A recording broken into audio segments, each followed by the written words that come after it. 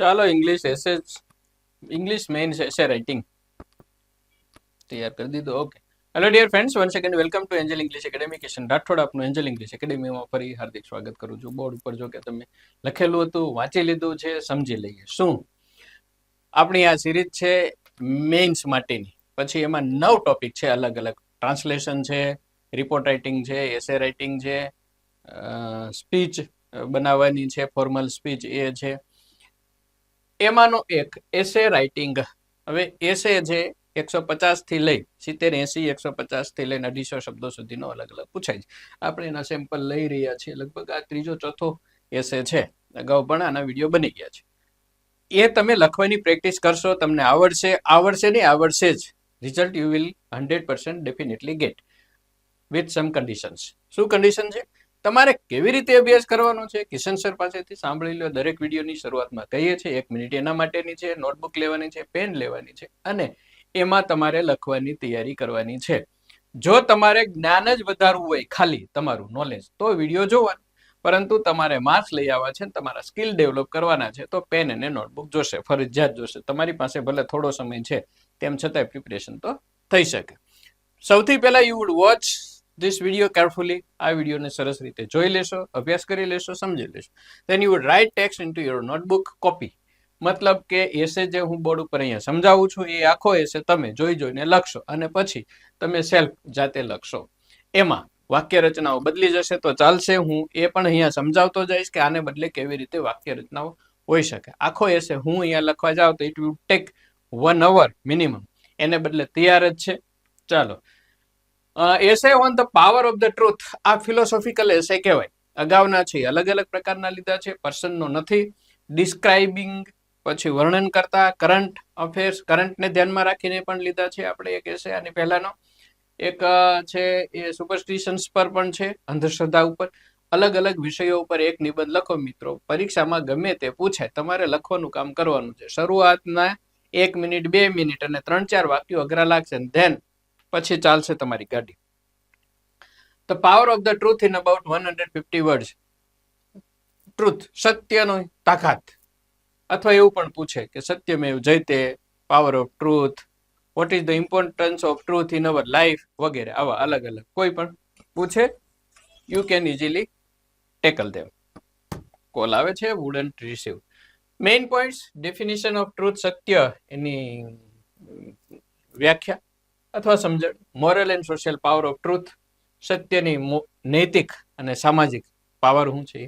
Truth as a spiritual power, આધ્યાત્મિક શક્તિ પણ એમાં રહેલી છે, કેવી રીતે એ સમજી।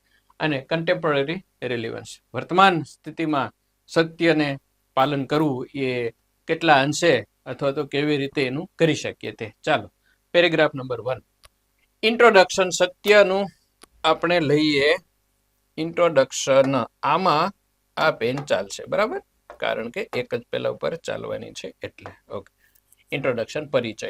ટોપિક આવી રીતે આપી દો તો સારી વાત છે। તમારે નોટબુકની અંદર એમ સમજી લો કે એક લીટીમાં 5 શબ્દો સમાય છે, એમ તમે ગણતરી રાખી તો 5 તેરી 15 એટલે કે 30 વાક્યો લખવાના છે, 30 ના 35 કરી દેવાના। ઓકે, ચાલો। Truth, Satya is considered the highest value in Indian philosophy. જો ભારતીય તત્વજ્ઞાનમાં સત્ય અને હાઈએસ્ટ વેલ્યુ, ઉત્તમ ગુણ તરીકે ગણના કરી છે।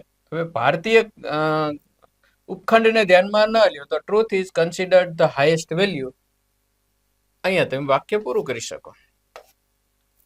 ધ ફ્રેઝ સત્યમેવ જયતે reflects that truth alone triumphs. Truth wins in the end, અથવા તો in the end truth always wins. આવી બધી કહેવતો વાળા થોડાક વાક્યો મૂકી દો।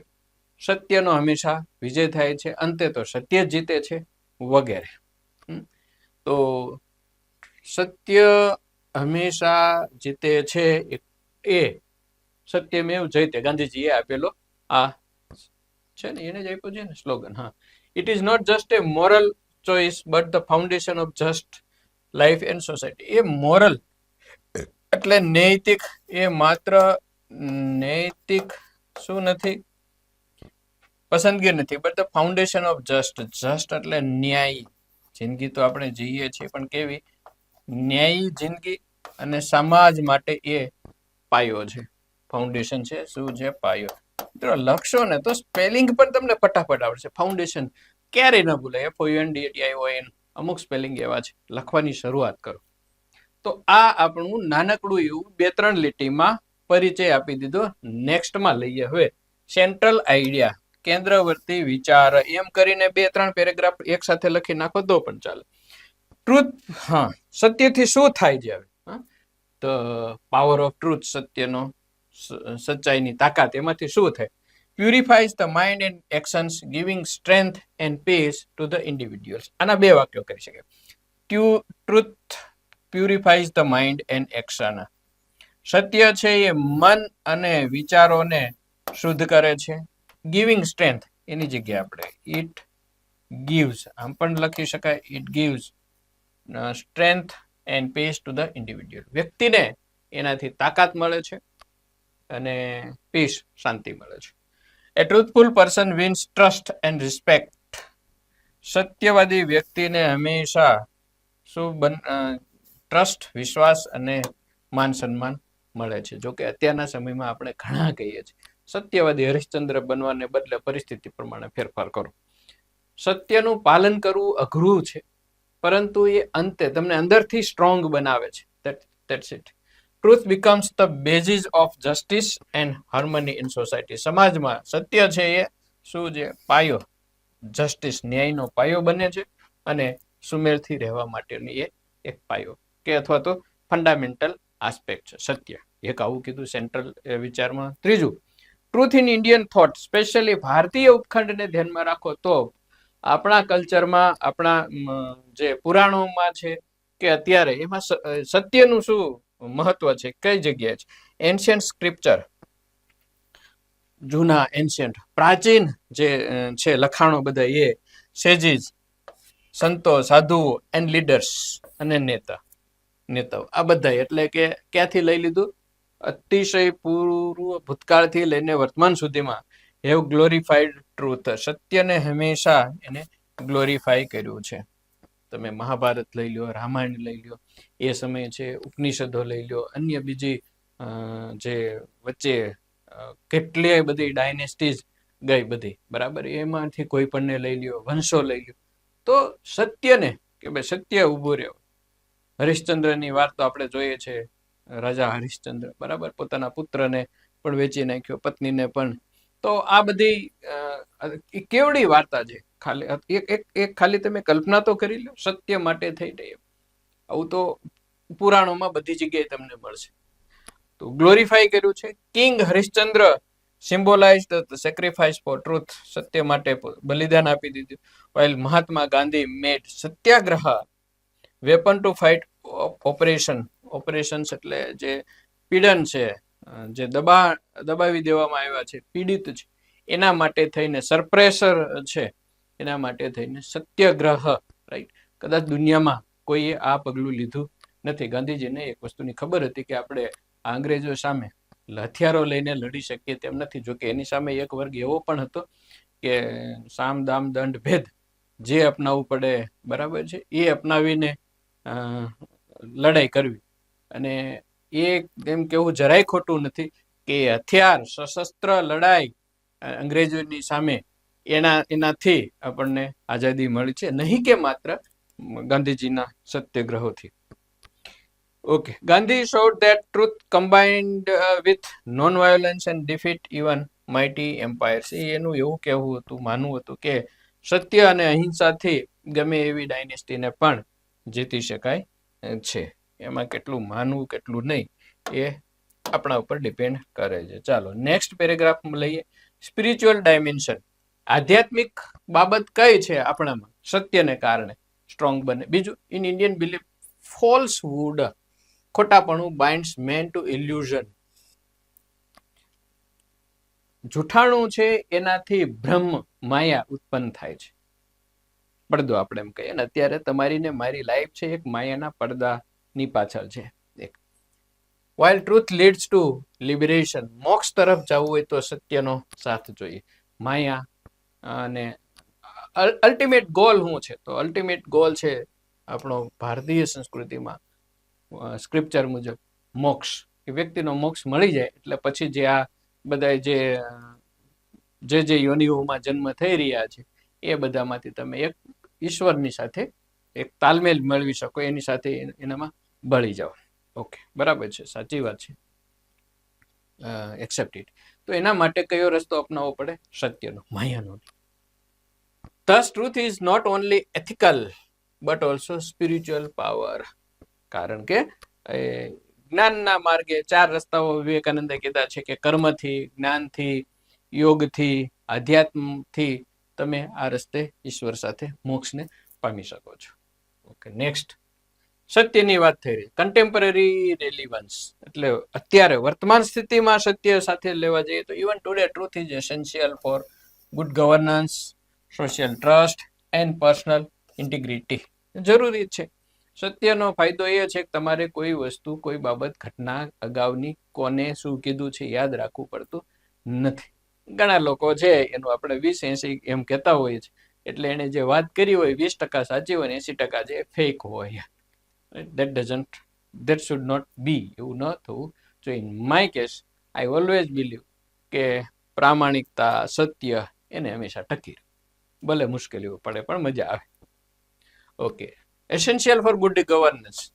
ગુડ ગવર્નન્સ માટે, વ્યવસ્થાપન માટે જરૂરી છે. સોશિયલ ટ્રસ્ટ, સામાજિક વિશ્વાસ જળવાય, એન્ડ પર્સનલ ઇન્ટિગ્રિટી, વ્યક્તિગત તમારી જે ઇન્ટિગ્રિટી છે એકબીજા સાથે ભળવાની કે મિક્સ થવાની જે છે એ. ઇન એજ ઓફ મટીરિયાલિઝમ, અત્યારે આ કેવો એજ છે, યુગ છે, મટીરિયાલિઝમ નો યુગ છે, બરાબર, ભૌતિકવાદનો યુગ છે. એન્ડ કોમ્પિટિશન, હરીફાઈ, ગળા ઘા.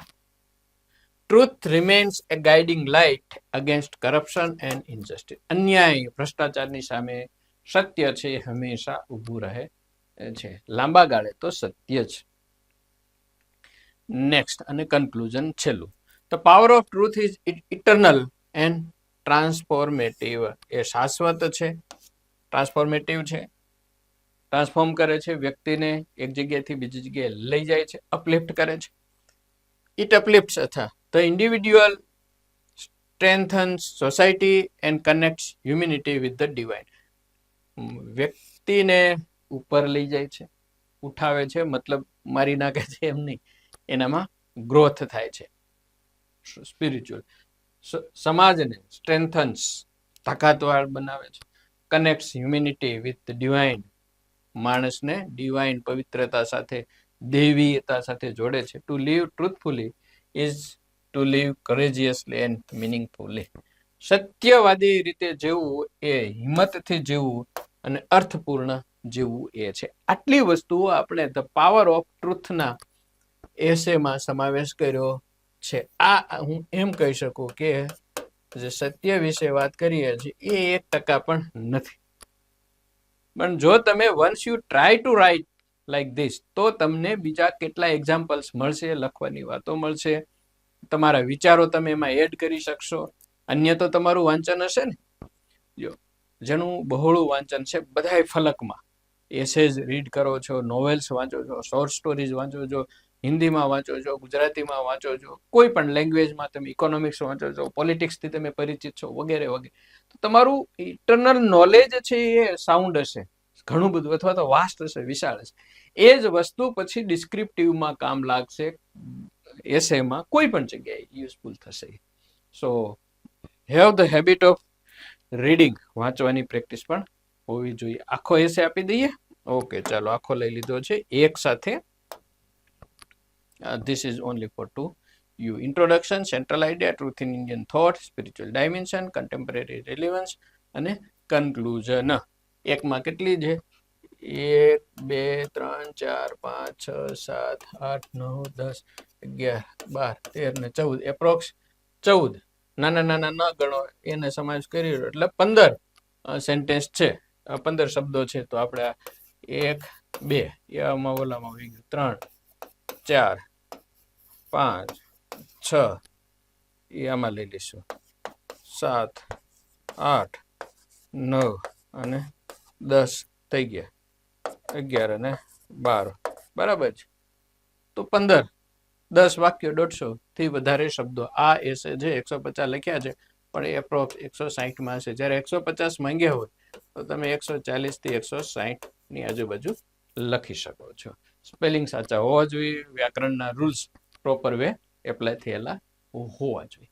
લખો. બાકી એન્જલ ઇંગ્લિશ એપ્લિકેશનમાં મિત્રો ઓલ ઇન વન છે જ. તમે ફૂલ પેકેટ લીધેલું હોય, બહુ સસ્તું છે, 840 રૂપિયા છે માત્ર, અને 1 યરની વેલિડિટી છે, તો એમાં આ બધી વસ્તુ આવી જાય. તમારે અલગથી કોઈ એમાં પેકેજ જીએસએસબી નું કે પછી રેવન્યુ, તલાટી, પીએસઆઈ, ટેટ ને ટાટ ને 15,000 MCQ all is included in full application. અભ્યાસ કરતા રહ્યો, લખતા રહ્યો, that's it, and you will get the result. Thanks. Have a good day. જય હિન્દ, જય ભારત.